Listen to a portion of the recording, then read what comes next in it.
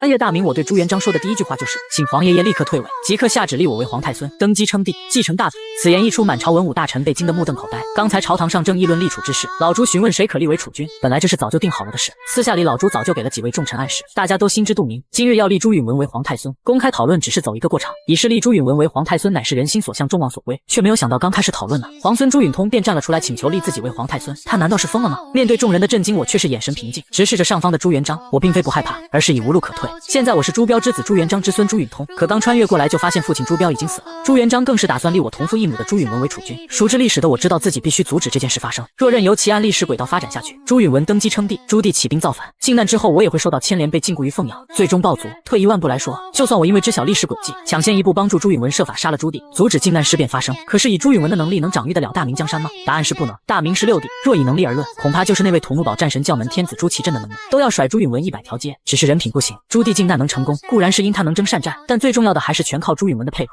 若换一个人来当皇帝，朱棣绝没有机会造反成功。如今王朝初定，人心尚未全部收服，此时的大明需要一位雄主，而不是朱允文这种无能之人。可惜我来得太迟，没有时间让老朱一点点改变印象。今日朝议我干脆豁出去了，大不了就是一死。更何况老朱虽然对大臣手段残酷，对自己的后代却十分宽仁。换一个皇帝，我这样说可能当场就下令拖出去打死，但老朱未必会。半晌后，大殿上的大臣们终于回过神，斥责声立誓四起，放肆狂妄悖逆之言，御史王普出列，启奏陛下，臣要参皇孙朱允通一本，此子出言无忌忤逆，犯上目无君父，请陛下降旨严惩。我白了他一眼，纠正道：当今陛下是我皇爷爷，怎么能叫君父呢？这岂不是乱了辈分？枉你饱读圣贤书，连这一点都不懂吗？别在这朝堂上丢人现眼了，再回家去多读几年书。王普顿时被气得语无伦次。就在这时，一声怒喝如炸雷般响起：朱允通，休得无礼！我侧目望去，出生之人正是大明开国名将，我的舅老爷梁国公蓝玉。蓝玉怒声喝道：小兔崽子，毛都还没长齐吗？胆子就这么大了？要怪就怪你父亲和你皇爷爷太宠你了，竟让你如今胆敢在朝堂上当着文武百官的面对你皇爷爷大放厥词。我看你是又皮痒了吧，还不快向你皇爷爷请罪？信不信你舅老爷我用大耳瓜子抽你？洪亮的声音震得整座大殿皆是嗡嗡作响，但我却是从他的话语里面听出了维护之意。蓝玉话里话外的意思都是说我刚才那个请求就是小孩子不懂事，胡言乱语，将事情的性质往家事上面引。小孩子嘛，娇生惯养久了，难免有些不懂规矩，教训一顿就好了，不要上纲上线，更不要以国事代之。他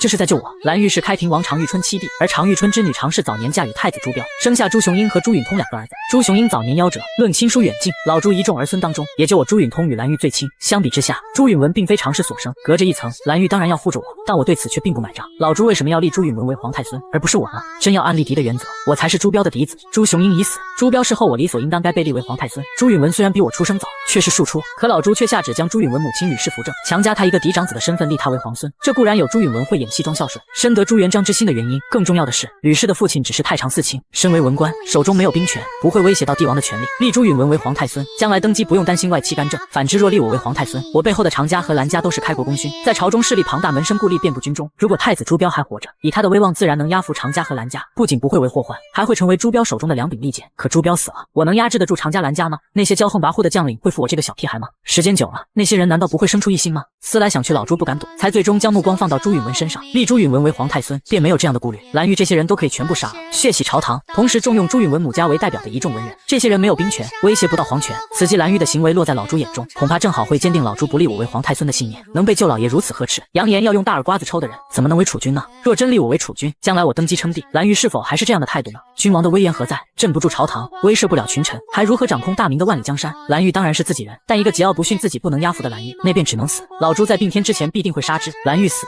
则我再无被立为储君的可能。要救蓝玉，则必须先将他降服，唯有如此才能救蓝玉，也才能救我自己。想到这，我盯着蓝玉一步一步向他走去，随后突然猛地抬手，一记响亮的耳光狠狠抽在蓝玉脸上。朝堂上顿时一片寂静，所有人都屏气凝神，惊骇莫名。这可是梁国公啊！此时的大明开国不久，文官集团在朝堂上的势力尚小，功臣勋贵们才是真正的位高权重。蓝玉身为朝堂诸武将之首的皇亲国戚，毫不夸张地说，跺跺脚都能让整个朝堂抖3抖，何况我还是他的外甥孙。论理智，论尊卑，怎么能打自己的舅老爷呢？文武百官们的眼珠子都快要掉出来了，而上方朱元璋的眸内却掠过一抹金芒，一闪即逝，随后仍似看戏一般的看着下面发生的一切。此时挨了一巴掌的蓝玉懵了，他是什么人物？率兵到边关，守关的将领没有及时给他开门，他就敢纵兵毁关破门而入，连元顺帝的妃子他都敢抢，他何曾受过这样的耻辱？当着满朝文武百官的面被狠狠打了一记耳光，打他的人竟然还是自己的亲外甥孙。然而未等蓝玉发作，我就用手指着他鼻子厉声喝道：蓝玉，你可知罪？蓝玉一边用手捂着被打痛的脸，一边说道：是罪，我哪有什么罪？我向上方拱手，于私，我确实应该称你为舅老爷，可今日是在朝堂上议论国事，非是私宅论亲情，我乃是皇爷爷亲封的郡王，而你不过是梁国公，论爵位，我比你高一等，朝廷有礼法，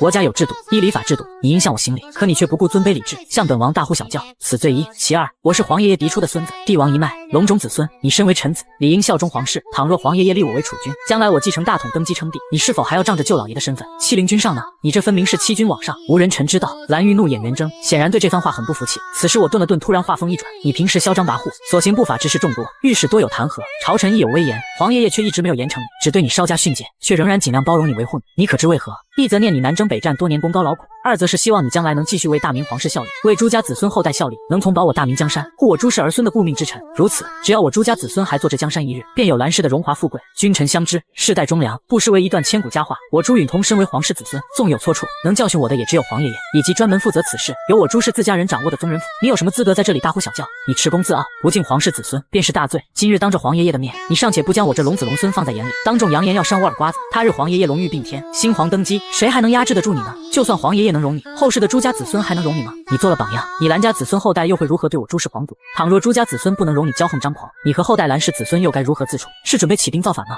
如此一来，恐怕皇爷爷再不忍，为江山计，为社稷计，为天下苍生计，也只能痛下心来，在大刑之前将你处死，以保我大明江山千秋万代，保天下百姓不致再现兵祸之乱。你逼着君上行此不仁之事，令陛下痛心疾首，岂是臣子所为？你还不知罪吗？这一番话下来，如同五雷轰顶，蓝玉呆立，当场冷汗淋漓。他不是蠢人，装出嚣张跋扈的样子，部分原因就是为了自污，功高盖主，焉能持久？蓝玉觉得自己战功赫赫，就该学习历史上那些名将自保的法子，故意犯一些错误，以使帝王不猜忌他。在朱元璋对他进行一而再再而三的告诫，但对他的惩罚却始终不算太重之后，蓝玉更是在心中坚定这一念头，他就按这个想法行事，也慢慢形成了习惯，不管在谁的面前都一样。此际听我这么一剖析，猛然醒悟，在外人面前横行霸道可以看作是一种自污，老朱也许表面上会责骂，但心中说不定更欢喜。但在皇子皇孙面前横行霸道却是例外，因为这意味着朱家子孙无法驾驭他，更何况如今太子朱标已死，若老朱认为后世子孙掌控不了他这个梁国公，那老朱还会容他活下去吗？想到这里，蓝玉忍不住冷汗直冒。他虽然身经百战，在战场上冲锋陷阵从来就无所畏惧，但唯独面对老朱却是打心眼里的怕。这个大明的建立者，在蓝玉心中远比任何妖魔鬼神更可怕。蓝玉抬头望向高坐上方的老朱，却见对方也正盯着自己，目光如炬，似乎要将他身上所有秘密都完全看透一般。蓝玉身为武将的庞大身躯扑通一声猛地跪了下去，随后重重磕头：“陛下明鉴，臣蓝玉万死也不敢对大明皇室有任何不敬。”朝堂上一片死寂，只有蓝玉的磕头声、求饶声回荡。老朱的眸内掠过一丝诧异。朱标的众多儿子当中，他最喜欢的首推朱雄英，可朱雄英却早早夭折。自那以后，朱元璋与一众孙子们就极少有接触，直到朱标死后，老朱想到未来大明的继承人问题，才开始注意观察孙子们。朱允文也是在此时进入了他的视线。在朱标重病期间，朱允文几乎是睡在病床旁，没日没夜的照顾。尽管身为太子的朱标并不缺太监宫女服侍，但这和亲儿子亲自伺候肯定是不一样。朱标死后，朱允文更是悲伤过度，哭得死去活来，痛苦难过的多日米饭不进。朱元璋只能亲自出面劝慰，由此朱允文也在他心中留下了仁义孝顺的深刻印象。一番仔细观察，老朱才下定决心要立朱允文为皇太孙。然而今日自己三皇孙的表现却是让他眼前一亮。刚才我对蓝玉说的那番话，可谓是完全看透了老朱的心思，而我直接点出来，看似是在责骂蓝玉，实际上是在保护他。在朝堂之上众目睽睽之下将事情摆到台面上，反而让老朱日后不好再出手杀蓝玉了，这完全打乱了老朱的计划。如此一来，他就不得不慎重考虑，究竟是立朱允文还是我为皇太孙了。若蓝玉不杀，那些战功赫赫的大将都不杀，谁登基之后才能压制住他们？必然要作为一个至关重要的选项，否则自己龙驭并天之后，恐怕他们就敢行费力之事了。一念及此，老朱的思绪也变得复杂起来，一边打蓝玉耳光，一边保着蓝玉，让他不得不服，还要感恩戴德，震慑蓝玉的同时又收了蓝玉之心，另一边又不动声色地将了自己这个皇爷爷一军。一石三鸟，实在是高，小小年纪竟有如此心思。朱元璋收敛心思，声音平淡道：“起来吧，咱何曾有过这样的念头？你莫要听这小娃娃胡说八道。通儿，还不快扶你舅老爷起来！”闻言，我走过去，伸手去扶蓝玉。蓝玉连忙从地上爬了起来，恭敬道：“不敢劳烦皇孙。”此时又有一名文官出列，启奏陛下，臣要参皇孙朱允通一本。我侧目望去，却是一名站在朝臣最后面的官，职位应该不高，我并不认识。得到应允后，这名文官继续说：“微臣皇子成，参皇孙朱允通，目无人臣之礼，孝顺之心，心藏祸乱，觊觎95至尊之位，已犯大逆不道之罪，还请陛下严惩。”听到皇子成这个名字，我心中了然，此人便是引发靖难之役的罪魁祸首之一。我冷哼一声道：“这大明江山本就是我朱家的，我身为朱氏子孙，肩负家族传承乃分内之责。身为嫡孙，皇爷爷立我为太孙，传位给我，亦是天经地义之事，何来觊觎之说？又何来大逆不道？难道这大明江山的皇帝宝座，我朱家子孙做不得，要传给你皇子成不成？”皇子成听到这话，连忙跪了下去：“臣绝无此心。”可是我厉声问道：“可是什么？”皇子成竭力说道：“天下岂有皇子皇孙向皇帝陛下索要江山、索要皇帝之位的道理？这就是大逆不道。”朝廷众臣纷纷点头。虽说皇子皇孙们觊觎皇帝宝座，互相争夺，实属正常，可无论如何，表面上总该做出谦良温恭的样子吧。皇子成一边说，一边向朱允文使了一个眼色。朱允文立即会神，当即站了出来：“皇爷爷，既然三弟想要做皇太孙继承大位，那皇爷爷就立他为皇太孙吧。孙儿只愿兄弟和睦不争不闹，那便是极好的了。孙儿资质愚钝不堪重用，负不起万里江山的千钧重担，还望皇爷爷成全。闻听此言，朝堂上的大臣一个个忍不住暗暗赞叹。瞧瞧，这才像是一名皇孙说出来的话，多么的谦卑恭让啊！这才有儒家读书人的风范，这样的人才应该被立为皇太孙。就连上方的朱元璋也微微点头，似是对朱允文的话极为赞赏。我却是在心中吐了一个呸字，真会装！明明心中想当皇太孙，想继承皇位，想得要死，偏还要装出谦让的样子，连基本的诚实都做不到。这样的人怎么能继承大位？我高声赞道：“二哥仁义，深明大义，弟弟多谢二哥相让。既然如此，弟弟就缺之不恭了。”随后我转而拱手面向朱元璋：“皇爷爷，二哥有自知之明，知道自己肩负不起江山社稷的重担，愿意主动让贤，还请皇爷爷从谏如流，满足二哥的心愿，立我为皇太孙，大明江山社稷，从此可千秋万代。皇爷爷从此可高枕无忧。”上方老朱的嘴角不由得微微抽了抽，黄子成则咆哮着大喊：“狂妄无礼，浅薄无知，全无人自知道君臣之规。你如此行径，你二哥却谦谦有礼，与你天差地别，岂有立你为储君的道理？”我斜瞥了他一眼，轻蔑道：“莫非黄先生自认自己是当朝天子，可以决定将大位传于何人？”黄子成顿时如遭雷击，怔怔不言。皇帝立储，如果没有确定皇帝心中主意之人是谁，别说他一个小小的翰林院修撰，便是六部尚书等朝中大臣也不敢随便直言。我再度拱手向朱元璋行礼：“立储之事，事关国本，还请皇爷爷前刚独断，早下决心，立我为储君，传位于我，以保大明江山千秋万代。”大殿内寂静无言，许多人到现在都被惊得脑子嗡嗡作响。今天发生的事情委实让他们有一种如至梦中，不敢置信之感。半晌，老朱威严的声音骤然响起：“通儿，你就这么想做这皇帝宝座吗？”语气淡淡，却字字清晰如雷。我只感到有一股凌人的威压扑面而来，不愧是尸山血海中杀出来的帝王之尊。我身形站稳，不卑不亢道：“回皇爷爷的话，孙儿并不想。95至尊掌天下之权，亦担负万里江山之担，大明江山社稷亿万百姓苍生系于一身，责任之重，天下低，夙兴夜寐，批阅奏折，劳累不堪。相比之下，做一个逍遥王爷，有朝廷的俸禄养着，不用担负治理天下的重任，可以每日歌舞作乐，丝竹助兴。人生在世不过短短几十年，谁又不想过得轻松快乐呢？做天子远不及做王爷快乐，是以孙儿并不想。”朝堂上众臣面面相觑，明明是你自己在讨要太孙之位、储君之位，怎么一转眼又说自己不想当皇帝了呢？朱元璋听到这话，怒问道：“既然如此，那你为何还向咱讨要储君之位？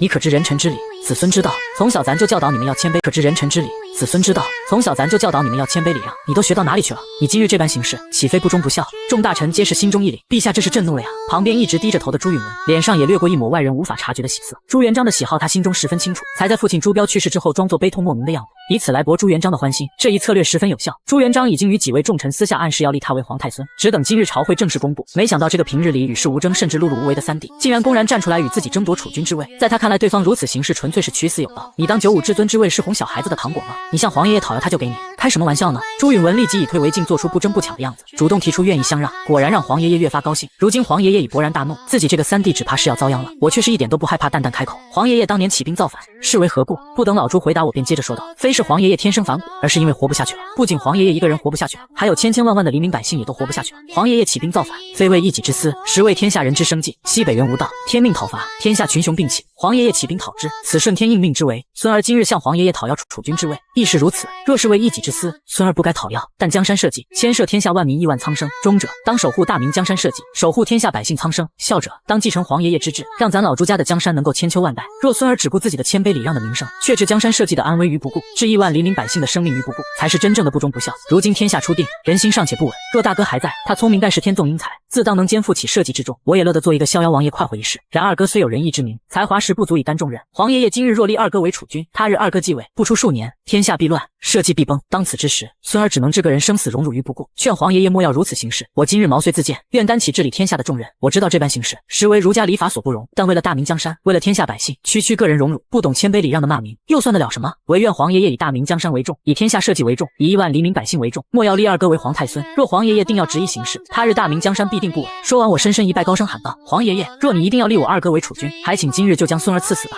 如此一来，孙儿也不会亲眼看着大明江山陷入战火之中，与其他日被造反者杀死或囚禁一生，不如现在就死，免见他日社稷崩塌，生灵涂炭。”就在这时，一道惊雷劈响，肆虐的狂风吹开了大殿的门，站在老朱身旁伺候的太监连忙呼喊着令人再次关上殿门。天雷声滚滚，乌云从四面八方压至，刚才还明亮的天空瞬间就暗了下来，又被一道道接踵而至闪电照亮。明暗相交中，所有人的心都提到了嗓子眼，以死相见。谁也想不到，堂堂的皇孙竟然会以死相见。朱元璋眼中露出了一丝杀意：“你为了阻止咱立我儿为皇太孙，连命都不要了吗？”我神色仍是平淡无比：“孙儿若还惜一己之命，今日便不会站出来。为了大明的江山社稷，为了天天下苍生，孙儿已经顾不上许多了。若孙儿因惜一己之命而不阻止今日皇爷爷行事，那便是咱朱家的罪人，更是大明的罪人，也是天下的罪人。又是一道惊雷劈下，闪电照亮了大殿，使得每个人的脸色都凝重而苍白。电闪雷鸣中，老朱怒极反笑：“你是说这大明江山只有传给你才能千秋万代吗？其他人都不行吗？”我轻轻摇了摇头：“这倒不是。皇爷爷诸子中，二叔秦王、三叔晋王皆有领兵之才，然他们两人为人过于性情暴虐，喜怒无常，对身边人尚且经常加罪，难以治天下。唯独四叔燕王有怀德之心，领兵之才，治天下之能。若皇爷爷立他为储君，他当能守住大明江山社稷。我亦愿做一逍遥王爷，从此不争不抢。”此言一出，一直在旁边站着看戏的秦王朱爽、晋王朱刚、燕王朱棣皆是脸色大变。他们三人都是朱标死后赶回来奔丧的，心中自然各自都有各自的想法。朱标在的时候，没有人想过要争太子之位，毕竟谁也争不过朱标。对此几人也都有自知之明。但如今朱标死了，那就可以争一争了。只是这番心思可以在心底想想，却万万不敢在老朱面前有半分吐露，更别说还当着满朝文武大臣了。秦王朱爽、晋王朱刚两人还好，虽然被侄儿当着朝臣的面说自己性情暴虐、喜怒无常，有点面子挂不住，但也仅此而已。当此时刻，两人虽然不高兴，却都懒得出来争辩。但燕王朱棣可再也站不住了：“你朱允通自己找死，拉我做什么？说我可以继承大位当皇帝，父皇听了会怎么想？”朱棣连忙站了出来，跪拜在地：“父皇明鉴，儿臣绝无争夺大位之心。允通这小子一派胡言，父皇千万莫往心里去啊！”我看着朱棣嘻嘻一笑：“我是说你若能为帝，当可以治理好天下，又没有说皇爷爷会传位于你。四叔，你急什么呢？四叔虽然有才，却并非嫡长子，上面还有二叔、三叔，这帝王宝座怎么也轮不到四叔。”说到这，我提高音调道：“正因为如此，孙儿才不惜生死，挺身而出。春秋有言，立嫡以长不以贤，立子以贵不以长。孙儿之母，乃是明媒正娶的太子妃。依礼法，大哥死后，孙儿我才是嫡长子，二哥虽年龄长我1岁，却非嫡子。皇爷爷立我为皇太孙，名正言顺，天经地义。然皇爷爷立我才能不够，不能压服群臣，不能驾驭武将，故而才扶正吕王妃，欲选二哥为储君，却不知此举大错特错。二哥之能力不足以治国，二哥之威望不足以服人，二哥之才干不足以出政事。若皇爷爷立二哥为储君，复以江山，大明危矣。孙儿不能见大明江山于险境而不闻不问，不得不以死相见。”又是一道闪电亮起，大殿内众人的心跳都仿若停止，一个个皆紧张无比。老朱的声音似乎平淡了许多：“你说你二哥的能力、威望、才干俱不足，可是认为自己远远胜过他。”我极为自信地答道：“自然如此。封建社会的帝王自小接受皇家教育，其中能力出众者不在少数。现代人除了接受9年义务教育，具备相对先进的科学文化知识和思想之外，真要论心智论、计谋论、为人处事的能力，能胜过那些帝王的寥寥无几。这些不因时代而改变，但朱允文是例外。如果要列一个历史上最差皇帝排名，那朱允文必定高居前3。自古帝王有残暴不仁的，有生性好杀的，有不顾百姓生死只图自己享乐的，如此种种史书中斥为昏君。然而大多数昏君要么是耽于享乐，要么就是时势所迫无可奈何，并不表示个人能力很差。朱允文并不是那种贪图享受的人，但他却是一个没有能力的蠢人。这种人当皇帝才是真正的灾难。我并没有自傲地认为自己比某一个皇帝要强，但我却有信心与朱允文比，强过他10倍还是有多的。黄子成再次跳了出来，指着我说道：“荒唐！你又做过什么事？如何能证明自己的能力、威望、才干都远超二皇孙呢？”闻言，我淡淡开口道：“父亲大人若还在世，我不需要做事，若非万不得已，我实在不愿担这江山重担。”朱元璋的声音响起：“如此说来，你是自认为自己能力才华盖世，只是一直没有机会出来了。”我没有接话，算是默认。黄子成再次朝朱元璋一拜：“陛下，既然三皇孙自认才能盖世，臣愿意出题考他，也好让他心服口服。”朱元璋应声准。黄子成喜出望外：“臣遵旨。”他站了起来，转而望向外面。此际外头暴雨倾盆而下，陛下让微臣出题，仓促之际也无法让你们2人办事较量。若依常理，当问治国之策，但泛泛而谈又无实操，只能蜻蜓点水点到即止，恐怕难分高低。若让你们管理一个部门或治理一郡一县，又非得3、5个月乃至数年的时间，方能看出政绩如何，有无治国之能。储君之位不能久悬不决，要当场分出胜负，不如就来作诗赋文。虽无法衡量治国之能力，却也能窥见才华1、2，也好好看出适才3皇孙所言是否有狂言自大。在黄子成看来，对方既然敢站出来争抢储君的位置，肯定早就做了准备。这时候如果问怎么治理国家，该实行哪些国策，对方必定应对如流。毕竟这些东西都是事前早就能想到的，可以提前请人写好先背下来。他偏偏就不让对方如意，故意不问国策，却问诗词，当场出题，当场作对。朱允文拱手恭敬道：“全凭黄先生做主。”黄子成摸了摸胡须，轻轻点头：“好。”今日外面狂风肆虐，电闪雷鸣，暴雨倾盆。他的话还未说完，我打断问道：“莫非你要我们以秋日暴雨为题写诗作词？”此时已是秋天9月，雷雨天其实很罕见。黄子成闻言心中一凛，他刚才确实有这样的想法，但看我的神色，不由得心念一转，莫非他对诗词歌赋也做了准备？虽说这场暴雨来得很快很猛，但未必没有青天间的人早点看出来。如果对方事先准备好了诗赋，以此出题，就正中他的下怀了。朱允文自幼饱读儒家经典书籍，写诗作文亦是其长处，可对方若是早有准备，就难说了。一念及此，黄子成连忙摇头，话锋一转：“不。去岁冬日，我有人自北方寄信而至，言及长城边上大雪茫茫，蔚为壮观。2位皇孙虽自幼在南方长大，未曾去过北方，却也都见过雪景，便以这长城之雪为题，作诗或词一首，以1炷香的时间为限，看谁能写得更好吧。”黄子成说完，嘴角边掠过一抹笑意。一般而言，命题作诗大多都是即景即情即事，他偏要反其道而行之，出的题目离此108000里。如此一来，就算对方有备而来，也完全用不上。更重要的是，黄子成此前教导过朱允文功课，不久前就写过咏雪的诗，此时正好拿来用。他出完题，深深地看了朱允文一眼，朱允文立时会意过来，当即故意做出沉思状。我却是轻轻摇头问道：“二哥莫非想好了？”朱允文愣了一下，不是一炷香的时间吗？怎么才刚刚开始就在问了呢？难道这小子真有失才不成？若是让他抢在前面，那就不好了。一念及此，朱允文微微笑道：“确实有一两句，只恐登不得大雅之堂。不过既然三弟相问，那二哥便献丑了。”朝堂上顿时一阵阵窃笑私语。古有曹子建七步成诗，传为千秋美谈，想不到二皇孙竟也有如此本事，才刚刚出题，这么快就想好了。不过也有人看了看黄子成，立即就明白过来，毕竟黄子成是东宫的人，曾在朱标手下办事，听闻素来与朱允文的关系不错，此时故意出此题，想来是之前朱允文早就写过的。由此看来，朱允通多半要输，此子狂悖，不知天高地厚，也该给他一个教训。很快太监拿来纸笔，朱允文当即挥毫写道：“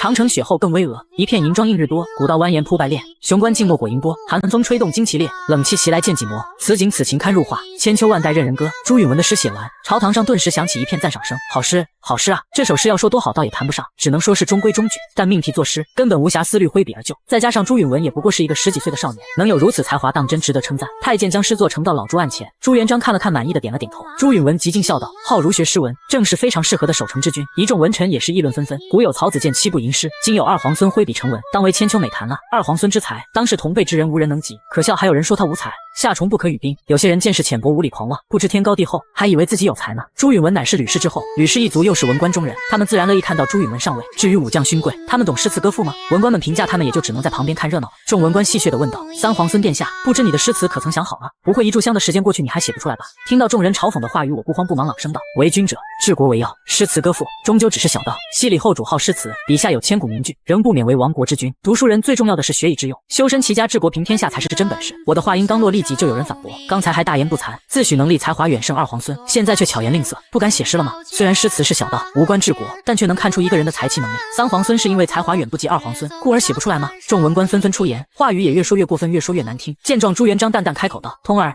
既然已经出题，你就该做题。若是写不出来，就乖乖承认自己不如文儿。”我朝朱元璋微微拱手道：“皇爷爷有旨，孙儿自当遵从。诗词早已在我心中。”话落一旁的小太监连忙备好笔墨，众人都不再言语，皆一起望了过来，眸中闪烁的皆是戏谑的目光。我无视众人的目光，朗声开口道：“北国风光，千里冰封，万里雪飘。”此句一出，众人顿时全都眼前一亮，这几句倒也算不错了，只是不知道接下来如何。我继续朗声道：“望长城内外，惟余莽莽；大河上下，顿失滔滔。山舞银蛇，原驰蜡象，欲与天公试比高。朝堂越发安静，唯有呼吸声起伏可闻。”我大手一挥，继续开口：“须晴日，看红装素裹，分外妖娆。江山如此多娇，引无数英雄竞折腰。蓝玉击掌大赞，他曾多次出征北漠，见过北国风光。”此时这几句诗意写出来，顿觉与自己昔日所见所闻一般无二。更重要的是用词雄迈，有吞天下山河之气势。文官们也是一个个都不言不语，面色变得极为复杂。我目光沉静望向天空，西秦皇汉武，略输文采，唐宗宋祖，稍逊风骚，一代天骄，成吉思汗，只识弯弓射大雕。上方朱元璋的双眸内骤然射出2道金芒，实在是好气魄。我微微一笑，吐出最后一句：“俱往矣，数风流人物。还看今朝，外头暴雨已过，天地复而安静，大殿内寂静无言。”上方的朱元璋似是陷入了沉思，黄子成脸色难看无比，因为他知道朱允文这局输了。这首诗展现出来的帝王气魄，他前所未见，而在夺储君之位时写出十分应情应景。我念完诗句，微微笑道：“诗词小道，我向来不甚在意，今日不过不得已而为之。至于水平高低如何，就请黄先生当着满朝文武的面点评一二吧。”黄子成不回答，躬身向朱元璋拜道：“还请陛下圣裁。”太监将写好的诗词呈上，朱元璋静静看着半晌不语，许久后才轻轻叹了口气，气势磅礴，当真是气势磅礴呀。对于诗词，他曾经写过：“杀尽江南百万兵，腰间宝剑血犹新。老僧不识英雄汉，只管潇潇问姓名。”他对此诗极为得意，自认为语言平实，也写出了自己的英雄豪迈气。但今日见了朱允腾写的诗词，才知道什么叫真正的豪迈，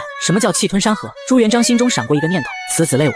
他深深地望了我一眼，平静开口道：“咱累了，有什么事明日再议。”说完，朱元璋挥了挥手，站起身来，转头离去。东宫，朱允文看着我，彬彬有礼道：“兄长昔日若有对不起三弟的地方，还望三弟多多担待。你我毕竟是亲生兄弟，虽不是一母同胞，却也是共父。三弟想要做皇太孙，我让给你便是了，万万不可因此触怒皇爷爷，让他老人家生气。”他说的极为诚恳，态度更是谦卑至极，任谁见了他这般模样，恐怕都会感激涕零。我却不为所动，心中冷笑不已。历史上朱允文各方面能力皆是平平，能博得朱元璋的欢心和喜爱，最终下定决心立他为皇太孙，靠的就是这出神入化的演技。我看着他笑道：“二哥说的有理，我与二哥争这储君之位可不是为了一己之私，咱们是兄弟，永远都是兄弟，无论谁输谁赢，都不影响咱们的兄弟情谊。”朱允文大笑：“三弟说得好，咱们兄弟就该永远和和睦睦的。”一时间兄友弟恭，无比和睦。就在这时，外面响起一个公鸭般的嗓音：“陛下有旨，传三皇孙进宫问话。”我心中一愣，恭敬说道：“孙儿遵旨。”当即我就随传旨公公一起进宫去了。后方朱允文原本的笑容慢慢凝固，和蔼可亲的表情渐渐变化，杀气一点点浮现。很快传旨公公就带我来到了一处凉亭，此刻的朱元璋正挥着锄头在挖地，旁边站着一溜的宫女太监。看到这一幕，我心中暗赞，不愧是开局一个碗的传奇皇帝，竟然会亲自仲裁。此时朱元璋用毛巾擦了把脸上的汗，笑道：“腾儿，你来得正好，咱也挖累了，你过来帮帮咱。我躬身应是，从朱元璋手中接过锄头，挥舞着挖了起来。朱元璋见状，笑着说：“劝客农桑，乃是国之大事，身为天子要体验民间疾苦，就该身体力行，只有亲手挖地种地，才能知百姓生活。”我笑着点头，黄爷爷说的有道理，这块地面积并不大，不多时我便全部都挖了一遍。朱元璋笑着招了招手，来喝杯茶，坐下来好生歇歇。挖地的感觉怎么样？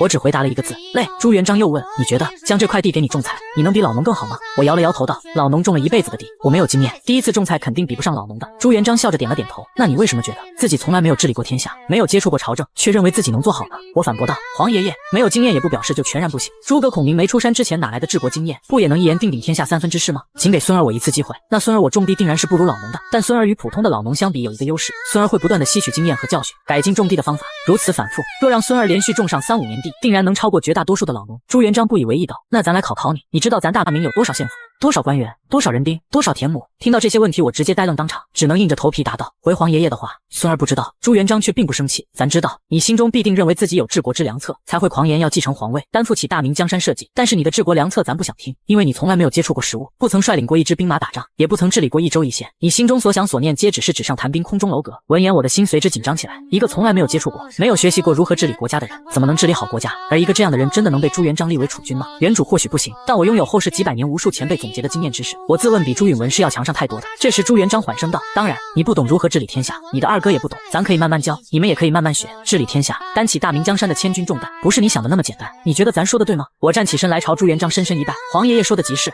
孙儿记住了。朱元璋忽地站起身走出凉亭，又转头指着凉亭旁两侧的立柱道：这个地方咱一直想写一副对联来着，却想不出该写些什么。今日你在朝堂上写的那首词颇有几分学问，不如就由你来给这凉亭写一副对联。我顿时心念飞转，一边搜索着脑海中存留的对联，一边笑道：诗词歌赋，中士小道，难登大雅之堂，平日里用来陶冶性情玩乐游戏罢。腾儿并没有太高的造诣，让黄爷爷见笑了。朱元璋闻言摆了摆手道：无妨，就当逗黄爷爷乐一乐。来吧，腾儿做对联，黄爷爷亲自给你提笔。说话间早有小太监送来了文房四宝，我再次躬身说道：既然如此，那孙儿就献丑了。朱元璋微微点头，我开口缓缓念道：一粥一饭，当思来处不易，半丝半缕，横念物力维艰。朱元璋挥笔写就，原本的笑意散去，他盯着写好的对联陷入沉思之中。过了很久，朱元璋才大声称赞：写得好，这幅对联写得好啊，与咱这院子相映成趣。我笑着开口：孙儿也是见黄爷爷挖地辛苦，体谅到百姓民生不易，才想到这幅对联，若是一时一笔，恐怕就写不出来了。朱元璋再次称赞道：不骄不躁，性子也不错，彪儿有你这么一个孩子，足以含笑九泉了。闻言我低头不语，眼眶内已有泪珠打转，喃喃道：父亲大人。朱元璋重重叹了口气：好好的，哭什么呢？都怪咱不好，没事提你爹干嘛？我仍旧垂着头，用手擦了擦眼角，作悲切状，不再言语。朱元璋招手喊道：来人，将这幅对联抄写3000份，给京中的皇亲国戚以及所有有品级的官员，每人送去一份，咱要他们将这2句话永远都牢牢记在心头。太监们连忙走过来，接过对联抄写去了。朱元璋又笑着说道：腾儿，你年岁也不小了，该做点事情历练历练。我眼睛转了转，忙问道：黄爷爷可是要给我安排什么差事吗？朱元璋点了点头。自元末以来，天下纷乱，盗贼四起，沿海一带有倭寇袭扰百姓，杀烧掠夺，无恶不作。一些不法盐商、盗贼以及张士诚余部也混入倭寇里面，他们出则为寇，入则为民，因此一直无法剿灭。为了彻底清除倭患，此前咱已经下旨实行海禁，片板不许下海。但官府衙门中总有人胆大妄为，与见利忘义的商人，甚至是倭寇相互勾结。说话间，朱元璋从袖子里掏出一卷案卷，这是下面查到的资料。金陵城里面就有富商与倭寇勾结，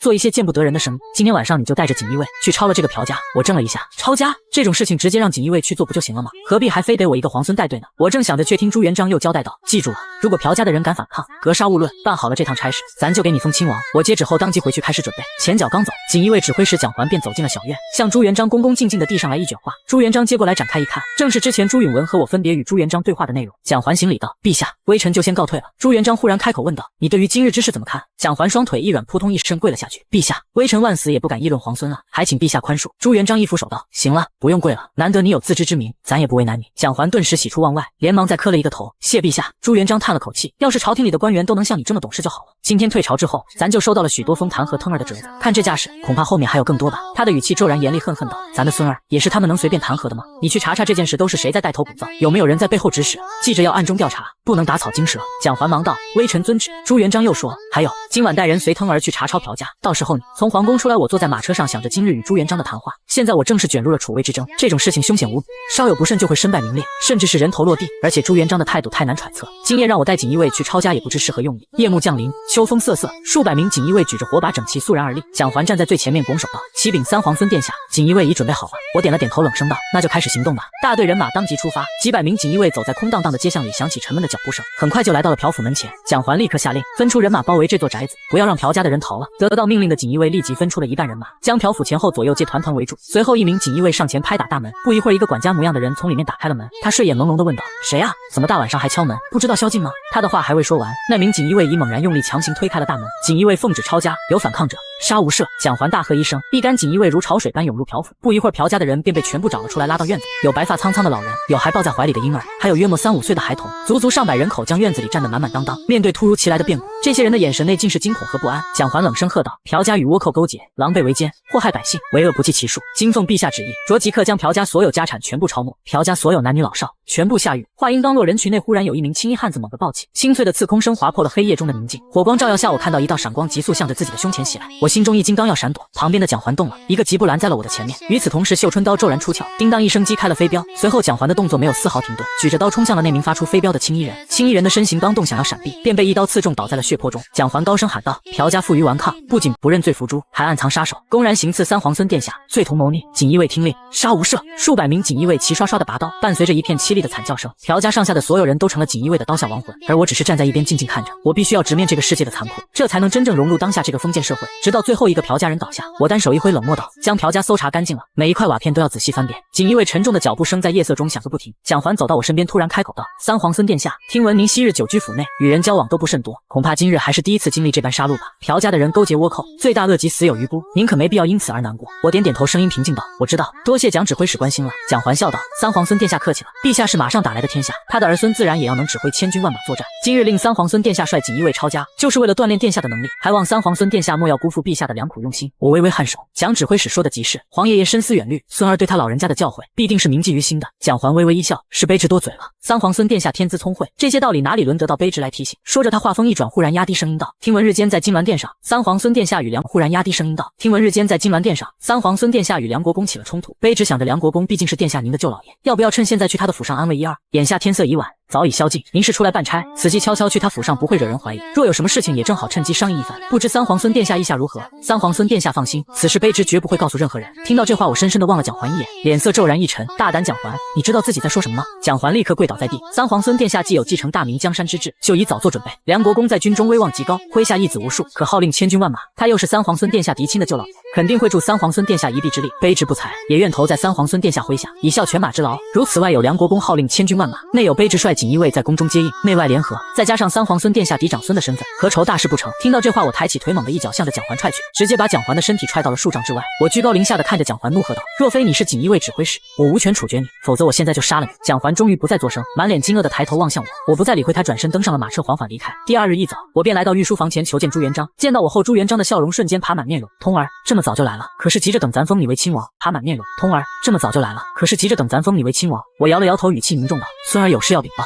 朱元璋上上下下打量着我，笑道：“是昨晚抄家的事吗？不急，咱听说你遇刺，被蒋桓挺身相救，没受惊吓吧？昨夜可还睡得安稳？”我摇了摇头：“孙儿没事，多谢皇爷爷关心。”说着，我顿了顿，面色严肃道：“皇爷爷，锦衣卫指挥使蒋桓胆大包天，竟意图内外勾结，行大逆不道之事。”随后，我将昨晚蒋桓与自己说的话一字不漏全部向朱元璋说了一遍，接着又抱拳道：“昨晚孙儿不敢打草惊蛇，唯恐他狗急跳墙行不道之事，故而才没有立即将他拿下。今日不敢再有任何耽搁，还请皇爷爷即刻下旨捉拿此贼，严惩不贷。”朱元璋闻言非但不生气，反而笑着说道：“蒋桓身为锦衣卫指挥使，有此等大逆不道的想法，实属不该。不过咱念他忠心的人仍是我朱家子孙，再加上他昨晚又在刺客的飞镖下救了你的命，咱就罚他3个月的俸禄。相信他经过此事，一定不敢再有任何异心。”听到朱元璋的安排，我怔了一下。虽然猜到蒋桓的事必定是朱元璋故意安排的，可如今朱元璋仅仅对他罚薪3个月，连戏都懒得演，又未免有些奇怪了。我不由得悄悄瞥了朱元璋一眼，却见此际的朱元璋正笑得极为开心地看着我。我急忙说道：“皇爷爷恩威并用，对蒋桓如此仁义，他必定感恩戴德，再不敢有任何非分之想。”朱元璋点点头，笑着说：“咱会对他说，再不敢有任何非分之想。”朱元璋点点头，笑着说：“咱会对他说，是你念着他的救命之恩给他求情，咱才饶他这一遭。如此一来，他便不会对你有任何嫌隙，还会感念着你。”我连忙谢恩：“多谢皇爷爷。”朱元璋似是极为高兴，昨晚的差事办得不错，咱已经拟好了旨，从今日起正式封你为吴王，你二哥允文封为献王。你们还年幼，也不用急着去就范，等过几日，你们2个都到咱身边来读书办差。我再次谢恩后，离开皇宫回到府中，吕氏早已在此等候。此时他已经得知了我被封王的消息，目光内满是怨恨的杀气，就仿佛恨不得将我生吞活剥了似的。旁边朱允文连忙忙拉了拉吕氏的衣袖，吕氏目内的凶光这才收起，且哭且怜道：“你刚刚出生几天就没了亲娘，是我一手将你养大，一转眼你都长这么高了，我虽不是你的亲娘，待你却如亲生儿子一般无二。如今你和文儿都要搬出去独自居住，可叫我如何舍得？”我立刻行礼道：“孩儿虽然搬出府去了，以后还是会时常回来看娘的。”吕氏用衣袖擦了擦眼泪，拉着我的手说：“你记得娘亲就好，如今你不在娘亲身边，万事都要靠你自己了。”说着，他指着旁边的太监宫女道：“他叫赵瑞，他叫灵儿，两人都是跟在我身边多年的人，办事认真仔细，十分可靠。你到了新的王府上，总是需要人伺候的，我便将他们两个送与你了，他们可以帮着你管好王府的事情，也不用你操太多的心。”赵瑞和灵儿一起行礼：“奴婢参见吴王殿下。”我眉头太多的心。赵瑞和灵儿一起行礼：“奴婢参见吴王殿下。”我眉头微微皱了皱，这不是摆明着往自己身边安插人吗？可吕氏虽不是我的亲娘，却是朱元璋亲自下旨扶正的太子妃，身为晚辈，孝顺为大，我不能拒绝她的安排，只能躬身笑道：“那就多谢娘亲了。”圣旨已下，我也没有再挑良辰吉日，当日便搬进了吴王府，但却也惹来了一个麻烦。我的亲舅舅开平王常遇春的儿子长生极为高调的前来给我祝贺了。长生看到我，笑嘻嘻地说：“好外甥，你昨天在大殿上可真是威风啊，公然向陛下索要储君之位，断了朱允文那小子想做皇太孙的念头，痛快，真是痛快。”听着他这般毫不顾忌的言语，我的脸色不由得沉了下去。然而还未等我开口说什么，长生便又接着往下说了：“昨天大殿上的事，今儿已经在金陵城传开了，京城里的权贵子弟勋臣后代，个个都对你佩服得五体投地，夸你有胆识有志气。”听着长生絮絮叨叨的话，我的脸色越发不好看起来。那些勋贵子弟都知道了我在朝堂公然打梁国公一记耳光的事吗？长生笑嘻嘻地说：“知道，我舅舅也是逾越了，平日里在我面前耀武扬威也就罢了，你是皇孙，将来可是要继承皇位执掌大明江山的人，他怎么能这般不晓尊卑贵贱呢？要我说呀，你这记耳光打得好，打得妙，打醒了他，也打醒了咱们一众勋贵子弟，陛下也会因此高兴。不过打归打，骂归骂，可不能因此而生分了。梁国公被你打了之后，对你也没有啥骂归骂，可不能因此而生分了。梁国公被你打了之后，对你也没有啥意见，你封了王，他也高兴得很，他手底下的义子们以及一干勋贵子弟武将功臣要来送礼，他也没阻拦，足见他对你还是十分疼爱的。”长生噼里啪啦说个不停，我只觉得一阵头大气急，反笑的问：“我说你们怎么就上赶着给我送贺礼，怎么不去给我二哥送呢？”长生不解地摸了摸脑袋，这叫哪门子话呀？你二哥朱允文虽然和你是同父兄弟，但毕竟还隔着一个娘。再说了，他跟我可没什么关系，他又不是我姐姐生的，我唤他一句外甥那也是面子上的事情。你不一样啊，你可是我姐姐的亲生儿子，我不来称你，难道还去称他呀？世上没有这样的道理。我沉声问道：“所以你就用送贺礼的方式来称我？”长生笑着说：“这送贺礼也是站队啊，你好好想想，你公开向陛下索要储君之位，陛下没有责罚你，反而封你为吴王，这说明什么？说明陛下确实有意立你为储君，眼下正是考验你的关键时刻，咱们这些人可不得站出来为你摇旗呐喊吗？而且你二哥朱允文不也有一堆文官去他的府上给他祝贺去了吗？咱们这些武将勋贵可不能落在人家后头，你放心，他们都是一群只知道读书写字的文官，这大明江山还不是靠我们武人，靠功臣勋贵打下来的吗？有我们支持你，那可比一群酸臭腐儒有用多了。”我继续笑着问道：“那你说说，你们都有什么用呢？给我送贺礼，帮我翻新宅邸。”长生笑道：“你可不要小看咱们这些人，咱们在大明军中可长生笑道：“你可不要小看咱们这些人，咱们在大明军中可都有数不清的兄弟好友，咱们站在一起吼一声，整个大明江山都能抖三抖，可比他们那些从来没有领过兵打过仗的文官有用多了。”听到这话，我冷笑道：“怎么，你们还想鼓动军中将士造反吗？”长生连连摆手：“那断然是万万不敢的，但咱们可以给你壮士啊！陛下看到军中这么多人公开支持你，可不就得慎重考虑要传位给你吗？”我咬着牙说：“那我可真得好好谢谢你们了。”长生顿时大笑：“这都是小事，舅舅肯定得帮你。对了，你现在已经站出来公开争夺储君之位了，可还有什么计划？有什么需要舅舅帮忙的，你尽管吩咐。”我轻轻点头，望着长生笑道：“有，我想借舅舅的屁股一用。你虽是国公，可我二哥却是亲王，你自己也说了，尊卑有别，但你却一直对他直呼其名，光凭这一点，我就该打你20大板。”长生闻言露出了震惊不解的神色。我继续慢条斯理地说：“皇爷爷早就下过旨了，军中将领及武将、勋贵、功臣子弟禁止私下来往，你却在私下串通，鼓动他们集体来王府给我道贺，这是不是也得打20大板呢？还有，你派人去献王府擅自监视一名亲王，这是何等的胆大妄为，也该打20大板。”说完，我挥了挥手，几名王府的亲兵侍卫顿时上前一把将长生按住。长生挣扎着说：“真打我呀？舅舅可都是为了你好。”闻言，我冲到长生面前怒喝道：“为了我好？我难道就不是为了你好吗？”献王府有人去道贺，怒喝道：“为了我好？我难道就不是为了你好吗？”献王府有人去道贺，但人家是文官，再怎么样闹腾也翻不了天。可你们是什么人啊？是军中将领，是统帅千军万马的人，你们站出集体支持我是想干嘛？想威胁我皇爷爷必须立我为储君，不然就造反吗？长生撅嘴道：“陛下虽然下了旨，但咱们平日里不还是一样在一起吃喝玩乐吗？陛下没真的罚过呀，有你说的那么严重吗？”我看了他一眼，头更大了。对于这个坚定支持自己的舅舅，我不能真的下手，可要靠说理说服他也真的不容易。低头思索半晌后，我收起怒意，长长叹了口气道：“罢了罢了，你是我舅舅，算起来我没有资格打你板子，不打了。等下我就去写封奏折进宫呈交给皇爷爷，储君之位我再也不争了。”长生闻言顿时脸色大变：“那可不行啊，你都已经向朝野公开表明了要争储君之位，怎么能突然就不争了呢？”我摇头叹气道：“我争储君之位可不是为了自己，而是为了大明江山社稷能千秋万代，也好让你们这些勋贵功臣子弟的后代都能与大明一起千秋万代。可我一站出来，你们也都跟着闹腾，大明江山哪里还能稳定啊？我年龄小，资历不足，威望不高，镇不住你们这些人。那日在朝堂上出手打了舅老爷，也是为了救他，今儿我却不能打你。不管怎么说，你都是我亲舅舅啊，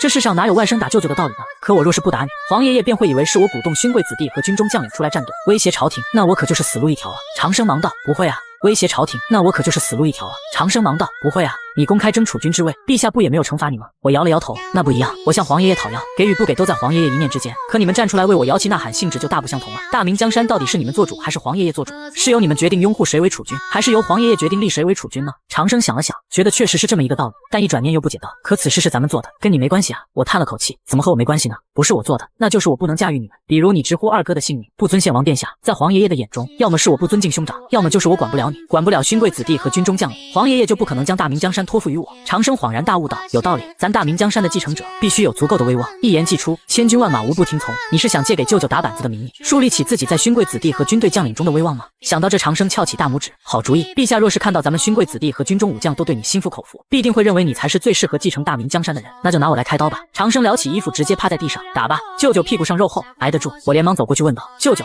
你真没事吧？长生一脸无畏，没事，男子汉大丈夫，区区一顿板子算得了什么？你尽管令人打，我保证不哼一声，只要能提高你的威望，算得了什么？你尽管令人打，我保证不哼一声，只要能提高你的威望，帮助你夺得储君之位。舅舅吃点苦受点罪，又有何妨？我露出感动无比的模样道：舅舅对我真好，不过今日你可不仅仅是要挨板的，以后还必须按我今日说的办。长生立刻说道：那是自然，我今天挨打，就是为了让那群勋贵子弟和军中将领对你言听计从。你再吩咐几件事，我自当带头遵从。我感动的点了点头。好，那我就开始了。随后我高声喊道：开国公不尊献王殿下，私通勋贵子弟及军中将领，私下派人监视献王府，此番种种虽非重罪，但亦过失不轻，本该打你60大板，但念你是功臣之子，又是皇亲国戚，本王便给你减掉一半，打你30大板，略施小惩，以儆效尤。来人，给本王行刑！一声令下，王府的亲卫们顿时抡起了板子，板子重重打在屁股上。刚才还大言不惭保证绝不会哼一声的长生，顿时发出了杀猪般的惨叫。给长生打得稀烂的屁股上好药之后，我直接赶走了一众前来道贺的勋贵子弟，但仅这样还远远不够，要博得朱元璋的认可，还该做些什么呢？我不由得陷入了沉思。原本我的想法是上书直陈大明王朝种种制度弊端，由此获得朱元璋的欣赏。然而这条路还没开始走就被堵死了。朱元璋根本不想听我的治国之策，理由是我从无任何治国经验，久居深宫，全都是纸上谈兵。我无奈的叹了口气，开始思索其他办法。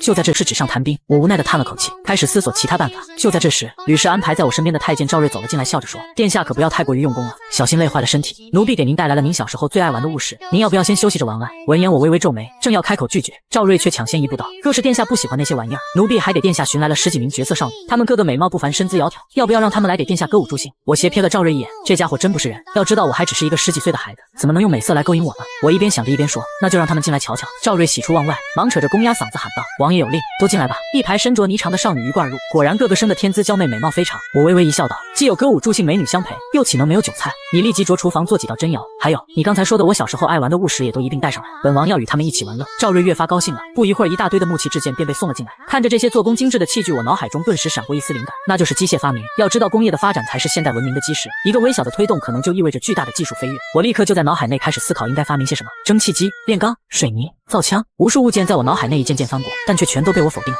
虽然我都知道大概的原理，但却不知道具体的细节。要制作否定了，虽然我都知道大概的原理，但却不知道具体的细节。要制作出这些可以说是难如登天，只能等我掌权之后，在大明网罗人才，再慢慢推动此事。我目光又从房间内的一件件物品上扫过，一直看到书桌上的文房四宝，我这才眼前一亮，我知道自己要做什么发明了。御书房，朱元璋如往常一般坐在案前批阅奏折，锦衣卫指挥使蒋环走了进来，跪下行礼，参见陛下。朱元璋看完了几份奏折，才放下笔，抬起头来，平身吧。这2日文儿和通儿都有什么动静？蒋环递上去一个折子，献王殿下自出东宫搬入献王府之后，便有许多文官前去府上道贺，他们的名单微臣都已经写在折子里了。在这之后，便每日在府中听老师讲课，卯时起床，亥时睡觉，除了读书做功课之后再无他事。朱元璋接过折子扫了一眼，顿时愉快地笑了起来。不错不错，咱让他们2个搬出东宫，独自去王府，就是想看看若无人管束他们都会做些什么。现在看起来允文很不错呀，有他父亲当年的风采。说完，朱元璋又笑着问道：通儿呢？蒋环如实将长生如何聚众去吴王府，如何送礼，乃至于我之间的对话以及被打了板子的事，都详详细细说了一遍。朱元璋听完拍掌大笑：通儿这孩子做得好啊，既教训了长生这个不知天高地厚的混小子，又让他心服口服，还维护了宇文儿的兄弟情谊。好啊，咱一直担心咱并天之后后世子孙会驾驭不了那群开国将帅，如今看来倒是有点天之后后世子孙会驾驭不了那群开国将帅，如今看来倒是有点多虑了。说着说着，他的眼眶中竟有些湿润。蓝玉等将领本来是他给太子朱标留下的藩邸，如果不是朱标身死，朱元璋根本不可能会起杀心，毕竟都是跟打出生入死打天下的人，如果能够不杀，那朱元璋又何乐而不为呢？而现在他自朱标之后，似乎又看到了一丝希望，或许自己这个孙儿真有办法驾驭这群功臣悍将。这时蒋环继续说道：在此后的几日，吴王殿下府内的太监赵瑞帮他找来了一群歌女舞姬，还有小时候玩的器件。朱元璋微微皱眉，难道他就因此而整日沉醉于温柔乡里？蒋环摇了摇头，那倒没有，吴王殿下只看了那些歌女舞姬一眼，便没有再找他们。朱元璋猛地在桌案上重重拍了一掌，好，不愧咱的好孙子，见美色而不心动，虽年少却心有志。蒋环又接着说，可吴王殿下看到小时候玩的器剑，却好奇起来，后来更是召集了一大群木匠、工匠、铁匠等匠人，在府中摆弄，每日天不亮就起床，天黑了方歇下。说着，蒋环将记载我每日日常活动与言语的折子递了上去，其中还有一张图纸，正是我准备要打造的东西。朱元璋打开图纸，不解问道，你认得这是何物吗？蒋环摇头道，微臣不认得。微臣问了不少人，无论是饱读诗书典籍的文人，还是经验丰富的木匠、工匠、铁匠等，他们都不认得。朱元璋又反问了一句，通儿这几天一直在府中监督匠人打造这东西。蒋环点了点，通儿这几天一直在府中监督匠人打造这东西。蒋环点了点头，是。朱元璋沉声问道，你对此怎么看？蒋环急忙说道，微臣不敢。朱元璋怒道，咱让你说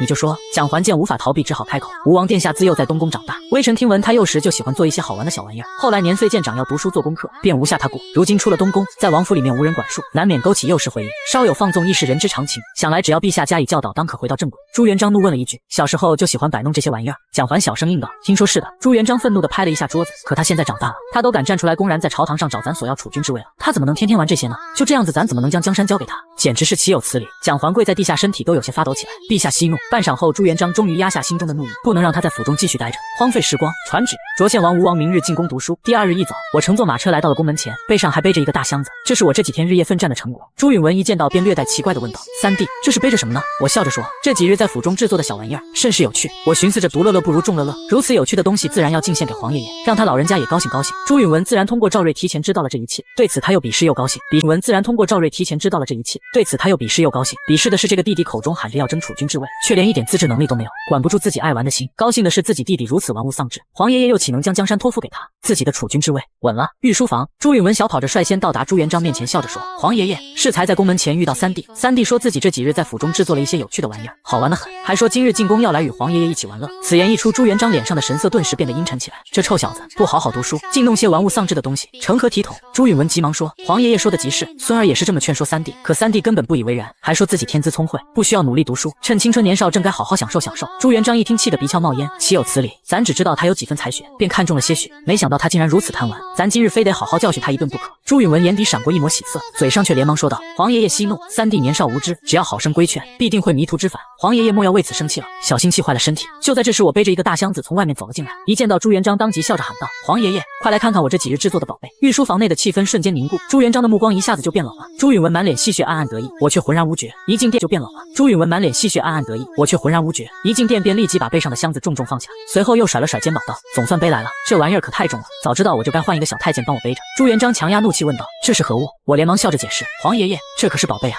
孙儿这几日在府中没日没夜与一群工匠一起研究制作，好不容易才做出来的大宝贝。听到这话，朱元璋恨铁不成钢道，通儿，你真是太让咱失望了，咱让你见府不居，是想考验一下你能不能自己约束自己，这是做大事者最起码的要求。自古帝王不乏才华横溢者，可他们当中的很多人并没有成为流传千古的明君，为什么呢？就是因为他们只顾享乐，玩物丧志。圣人有言，君子不可以不修身，你有才华有本事，可是你太过放纵自己了。朱元璋被气得不轻，说到最后气都没喘匀。朱允文连忙上前扶着朱元璋说，皇爷爷您别生气，三弟也是在东宫被约束久了，刚去王府难免有些放松，以后改正便是了。三弟还不快向皇爷爷赔礼认错？我却有些茫然地问道，皇爷爷，孙儿也没有做错什么呀，你为何如此大发雷霆？朱元璋闻言顿时勃然大怒，你还没有做错吗？你这几日在府中都干了些什么？为何不好好读书？我理直气壮道，孙儿是在研究该怎么读书，以及怎么让天下人都有书可读。朱元璋气炸了，身体都在微微发抖，他指着地上的箱子道，你这箱子里的玩意儿，身体都在微微发抖，他指着地上的箱子道，你这箱子里的玩意儿就是你研究的成果吗？我点头应道，对啊，这就是孙儿我辛苦研究的结果。朱元璋怒喝道，好啊，来人，给我将这个箱子拉出去，一把火烧了。话落，立时有2名侍卫上前，我顿时大惊失色，连忙一把扑到箱子上，嚷嚷道，皇爷爷，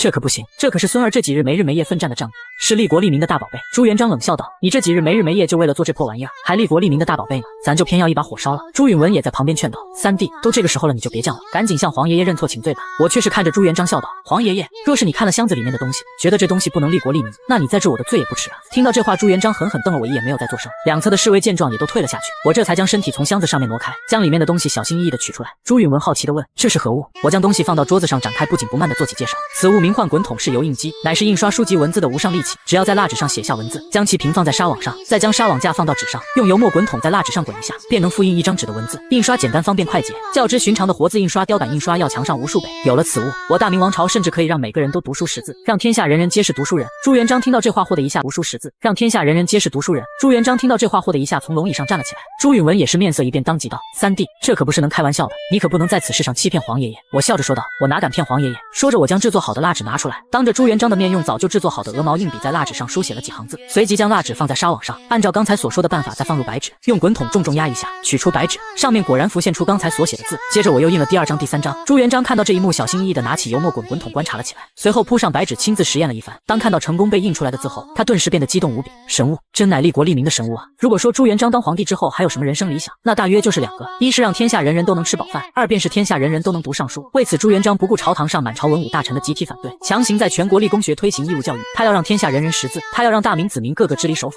但朝堂上没有一个大臣支持朱元璋的做法。历史上这项政策在朱元璋死后很快就被废除了，其中的原因很多，但有一个原因无疑是极为重要的，那就是单单发放书籍这一项，朝廷的财政就负担不起。活字印刷虽然早就已经被发明出来，但实际使用中大多仍以雕版印刷为主，因为汉字是象形字而非字母文字，排版太困难了。雕版印刷的汉字是象形字而非字母文字，排版太困难了。雕版印刷的工匠不需要认识字，照着雕刻就行。活字印刷的工人要拿出汉字进行排版，首先的第一要求就是自己能认的字，但能认识几千上万字的人，随便做点啥不能好好过日子呢？为什么还要做低贱的排版工匠呢？因为印刷困难。在这个时代，还是有很多书籍仍然依靠手抄。实际上，一直到数百年后的清朝，曹雪芹写出《红楼梦》，坊间竞相传阅，还有许多人去手抄《红楼梦》，每抄一本卖掉就可得数十金。相比之下，只要用鹅毛笔在蜡纸上抄写一遍，就能轻轻用油墨滚筒印刷千份万份的油印机，简直不要太方便了。有了油印机，就有了快速且廉价印制千千万万书籍文字的可能，让人人皆能读书识字真正成为现实，从而实现朱元璋一生可望而不可及的梦想。这如何能不让朱元璋兴奋呢？我也赶紧趁热打铁道：“皇爷爷，孙儿认为，身为治国者不能光自己读书，还要让天下人人读书，让圣贤的道理，让国家的律法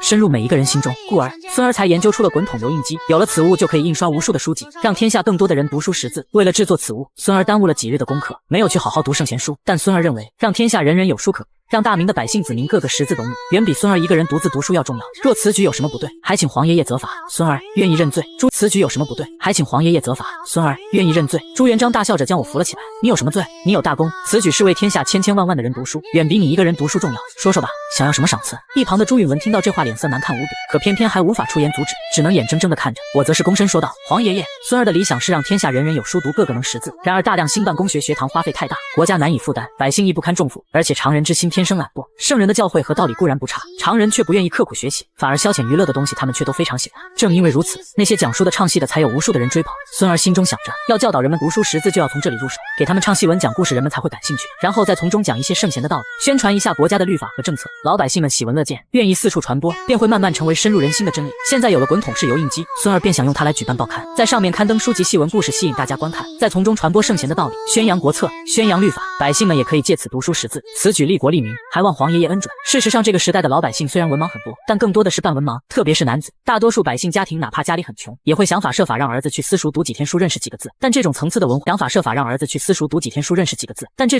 化知识水平，除了会写自己的名字之外，几乎没有太大的用武之地。但正是这些人喜欢看戏文，喜欢听说书先生讲故事，他们会成为报刊最忠实的读者。后世有伟人总结，要掌握一个国家的政权，最关键的是2项：一是枪杆子，二是笔杆子。枪杆子我无需担心，我的身份就意味着天生就有勋贵武将的支持，但笔杆子实际上掌握在朱允文的手中。尽管武将勋贵集团在朝堂上权大势大，但读书人仍然掌控着天下的舆论，这是文官集团天生的优势。而办报刊正是釜底抽薪的办法，若是能让其成为发行量最大的报纸，让大明家家户户皆订阅，那文官集团的舆论优势便会不复存在。但听完我的话，朱元璋却是皱起了眉头。报刊在这个时代并非什么稀罕物，朝廷有底报，民间也有各类小报，只不过朝廷的底报必须经通政司出版发行，什么人能看，什么人不能看，都有着极为严格的规定。而民间私自发行的小报一直是大明朝廷严厉打击的对象。一经发现，轻则将家产全部抄家入关，自身流放几千里，重则以谋逆论处，砍头枭首，甚至是诛杀3族乃至9族。除了底报之外，朱元璋从来没有想过官方要办其他的报刊。见到朱元璋的模样，我念头飞转。皇爷爷，孙儿想办报刊还有一个更大的原因，孙儿是想让皇爷爷长生不老。朱元璋斥道：“胡说八道，世上岂有长生？”皇爷爷长生不老。朱元璋斥道：“胡说八道，世上岂有长生不老的人？生老病死乃是天理循环，万古不变。你们要记住，身为帝王要勤于政事，将功业记载在史册上，让名声流芳百世，这才是真正的长生不老。”朱允文忙道：“皇爷爷，孙儿记住了。”我也点了点头。皇爷爷说的真好，孙儿也知道是这个道理。名声流芳百世的人，哪怕是死了，也永远活在人们的心中，他们是真正的永垂不朽。但光靠史册记载可不行，史官们会修史会篡改，数十代之后事情便说不清了。皇爷爷驱逐鞑虏，恢复中华，这是亘古未有的功绩。孙儿认为要大力宣扬，让天下人人传颂，如此一来，就算后世史官再怎么改史册，也抹不去您的名声和功绩。只有这样，黄爷爷才能永远活在人们的心中，活在千千万万老百姓的心中，才能真正的长生不老。这是孙儿一点孝心，还望黄爷爷成全。说完，我拜了下去。旁边的朱允文听得目瞪口呆，没想到这个弟弟拍马屁的功夫进步得如此之神速。他连忙道：“三弟，你虽然是一片孝心，但若用报刊宣传黄爷爷的功绩，难免有吹嘘溜马之嫌，会给朝廷树立不好的风气。黄爷爷恐怕不会同意的。”我正色道：“二哥何出此言？黄爷爷的丰功伟绩可不是我吹出来的，而是铁一般的事实。报刊宣传也不过是秉笔直书，令天下人皆知。事实，报刊宣传也不过是秉笔直书，令天下人皆知，让黄爷爷永远被天下人记住。难道这也有什么错吗？二哥，难道你不希望天下人永远都记得黄爷爷，不希望黄爷爷千秋万载的名声永垂不朽吗？”我一边说一边小心注意观察，便发现素来面色平静的朱元璋，此刻脸上也有掩饰不住的笑意和喜色。朱允文忙道：“黄爷爷，孙儿绝没有这个想法。”只是朱元璋一挥手笑道：“行了，咱都知道，不必再多言。既然通儿想自己办点事，咱又岂能阻拦？办报刊的事，咱准了。”他摸了摸胡须，满脸笑容道：“通儿，你需要记得，在报刊上记载咱的事迹，只许秉笔直书，不许肆意奉承夸大其词，明白吗？”闻言，我心中长长舒了口气。果然，千秋万代的名声才是朱元璋心中最在意的事情。哪个帝王会不在意这种事呢？恐怕越是明君，越是勤政的君王越会在意。要不然，辛辛苦苦图啥？真要是自己死后哪管他洪水滔天的性子，恐怕行事风格就会完全不一样了。我当即说道：“孙儿明白，孙儿一定如实记载，让黄爷爷的丰功伟绩人人皆知，绝不会有半点虚假之言。”朱元璋爽朗大笑：“好，今日照你们两人进宫听大儒讲书，咱还特意给你请了一位老师。”闻言我心中一怔，听说那群文官都骂自己无人孙，老师。闻言我心中一怔，听说那群文官都骂自己无人孙之礼无孝顺之心，个个不愿当自己的老师。原以为可以因此而落一个清净，没想到朱元璋还是要给自己安排一个大儒当老师，只是不知道这个老师会是谁。心念闪转之际，便见小太监领着一名中年男子走了进来。那男子一袭青衫布衣，走路的步伐极为沉稳，给人十分规规矩矩的感觉。进来之后便跪下拜道：“草民方孝孺参见皇帝陛下，吾皇万岁万岁万万岁。”朱元璋淡淡开口：“不必多礼，起来吧，通儿，他就是咱给你找来的老师。他自幼聪慧，饱读诗书，文章也写得好，在天下读书人中的名望极高。当年他的老师宋濂正是你父亲的老师，如今他又成了你的老师，这可是一桩美谈，还不快快来行拜师礼？”听到方孝孺这个名字，我神情变得十分古怪。我怎么也想不到朱元璋给自己找的老师，竟然是后世大名鼎鼎的背猪十足的选手。若是平常的时候倒也罢了，毕竟方孝孺虽然智谋不行，但至少学问还是不错的，否则也不会被姚广孝誉为天下读书人的种子。以他在儒林中的巨大声望，将他收在身边，能收服更多读书人的心，而且这个人也忠诚，这些都是收方孝孺的好处。可眼下是争储的关键时刻，有这样一个老师在身边拖后腿就很致命了。我正想着该如何拒绝，一个老师在身边拖后腿就很致命了。我正想着该如何拒绝，却不曾想方孝孺再度拜了下去：“陛下，草民无才，不堪重任，不能做吴王殿下的老师。”听到这话，我喜上眉梢，正愁找不到理由推掉，没想到方孝孺自己上道。朱元璋却大怒道：“放肆！你一介布衣，咱召你入朝，让你教导吴王殿下，这是对你何等大的恩宠！你不思报效朝廷的恩德，竟敢抗旨拒绝！你可知普天之下，莫非王土，率土之滨，莫非王臣。你身为大明子民，就该听从咱的命令。若是自负才学，却不愿为朝廷所用，那便是对朝廷不忠，对咱这个天子不忠。咱便是将你杀了，抄没你全家的家产，也是你罪有应当。”方孝孺再次磕头，丝毫不退让：“陛下可以杀草民，却不能逼草民给吴王殿下做老师。”朱元璋冷笑道：“既然如此，那就休怪咱刀下无情。来人，将方孝孺拖出去，乱棍打死。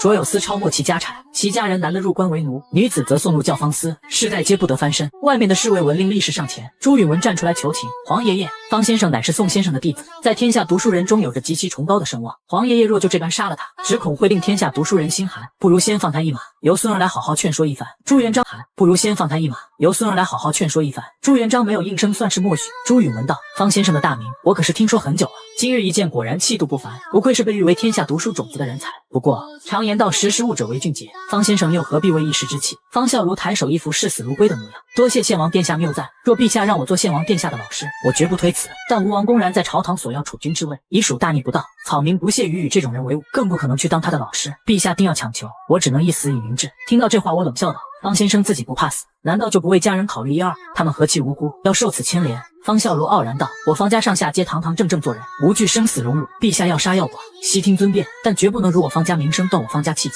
令我方家屈服。”我无奈地叹了口气：“你方家的人，摊上你真是倒了8辈子的霉。”朱允文的目光内却是流露赞许之色，当即向朱元璋道：“黄爷爷，方先生虽顶撞您，气节却可赞，虽然想为他求情，求黄爷爷放他一马。”见此，我呵呵一笑，当即附和道：“黄爷爷，我觉得二哥说的有道理。既然方先生不愿做我的老师，却愿意教导二哥，那不如就让他做二哥的老师吧。”朱允文脸上愿意教导二哥，那不如就让他做二哥的老师吧。朱允文脸上掠过一抹异色，很是奇怪，为何我会帮他说话？在朱允文看来，方孝孺这种大儒能给自己当老师，对自己肯定有极大的帮助，这是他求之不得的事情。朱元璋却怒气未消道：“那你怎么办？你家人给了你二哥，谁来教导你呢？”为了给自己找一个好队友，我当即说道：若是黄爷爷信得过我，孙儿的老师，不如就让孙儿自己去找吧。孙儿自己求来的师傅才会是最适合的人选。至于这位方先生，就请黄爷爷恩准，让他教导二哥吧。朱元璋转而望向跪在地上的方孝孺骂道：听见没有？你瞧不起人家，不愿当他的老师，人家却不记仇，还为你求情呢。方孝孺默然不语。朱元璋到底看在两位孙子的面子上，难得的退了一步，让你当献王的老师，你可愿意？方孝孺喜不自禁，多谢陛下圣恩，草民不胜惶恐，必竭尽毕生所能教导献王。朱允文也是欣喜万分，当即拜道：学生允文拜见先生。我拍手笑道：恭喜二哥，恭喜方先生，今日你们有缘，结师生之意，他日在史书记载上必定是一桩美谈。此间事了我回到吴王府时，天色已黑。方孝孺虽然转手送给了朱允文，但我的老师人选却还没有着落。这个人很关键，以我的才学想要争储远远不够，必须要找一个人帮我。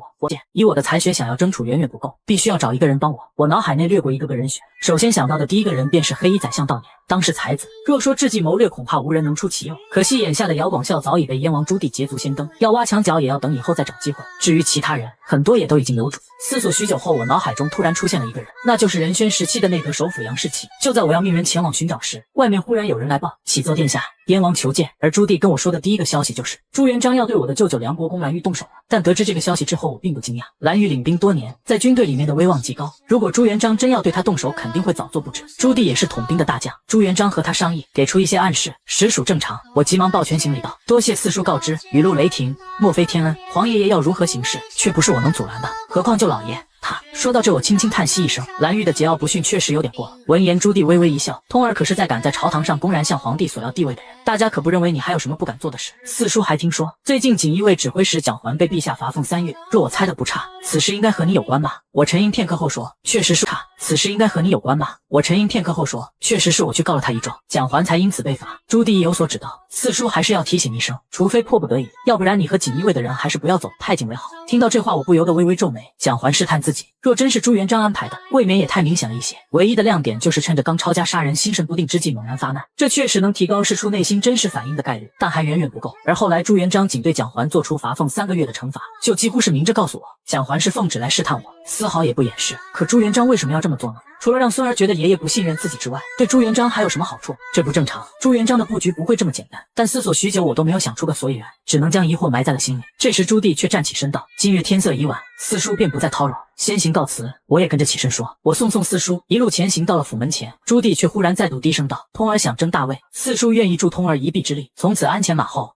为你效劳。闻言，我心中一惊，侧身望向朱棣：四叔真会开玩笑，难道这大位你就一点都不心动吗？朱棣面色诚挚，摇头道：父皇有意将大位传给大哥的儿子，我们兄弟还争什么呢？还不如有意将大位传给大哥的儿子，我们兄弟还争什么呢？还不如现在早些拜入你的门下，日后你登基称帝，也能照拂我这个镇守边陲之地的人一二。说话间真情流露，恳切万分，我却只觉一股寒意悄然爬上后背。若非我知道历史，清楚朱棣绝不是甘心居于人下之人，恐怕还真会信了。这时朱棣压低声音说：通儿信我，四叔今日与你说的事情皆是绝密，若非真心投你，绝不会轻易托出。我看着他突然笑了起来：四叔言重了，我自是信得过四叔的，那依四叔之见，我接下来又该如何做呢？朱棣眸内闪过一道金芒，全力配合父皇铲除蓝玉，只要蓝玉一死，立你为储君便再无障碍。父皇让蒋环来试探你，也是因为你与蓝玉的特殊关系，蓝玉死，父皇的疑虑自消，大位之争便可尘埃落定。此间的利害关系，你可以先好好想想，早做决断。清脆的马蹄声和车轮滚动的声音在深夜的街头格外响亮。朱棣斜坐在马车内，目光转向姚广孝，不知道咱们此次的手段对他能否有效？他真的会听信我的话去对付蓝玉吗？姚广孝笑着说：这是阳谋，殿下将陛下要对付蓝玉的消息告诉他，再请他一起铲除蓝玉，他答应也好，不答应也罢，进退皆不行。若他真的帮着殿下一起铲除蓝玉，那便是自断其臂；没有蓝玉长生的殿下一起铲除蓝玉，那便是自断其臂；没有蓝玉长生等一干军中将领和勋贵子弟的支持，他在朝中便再无任何势力，大位之争从此与他无缘。就算他识破了殿下的用意，也无关紧要。殿下已经将陛下有意收拾蓝玉的消息透露给他，若他再将消息告诉蓝玉，那便是包庇亲戚违抗圣命，陛下也不能容他。姚广孝说到这，慈悲的脸上笑容满面。他不知道消息也就罢了，明知消息却作弊上官，于蓝玉等勋贵武将而言便是背信弃义，从此也会与他恩断义绝。不仅如此，陛下要动蓝玉，他却束手旁观，那他便是对陛下不忠不孝。此次他是进也不能，退也不能，不进不退也不能。朱棣抚掌大笑道：也只有你道眼才能想出这般妙计来。送走朱棣，我的脸色一点点地沉了下去。朱棣将朱元璋要对付蓝玉的消息透露给了我，这让我几乎陷入了死局。蓝玉毕竟是我的舅老爷，与长生等人一样，是我在朝廷内最大的助力，铲除他们就等于自检羽翼，脑子进水才会这样干。若是将消息告诉蓝玉，无异于是对朱元璋的背叛。可要是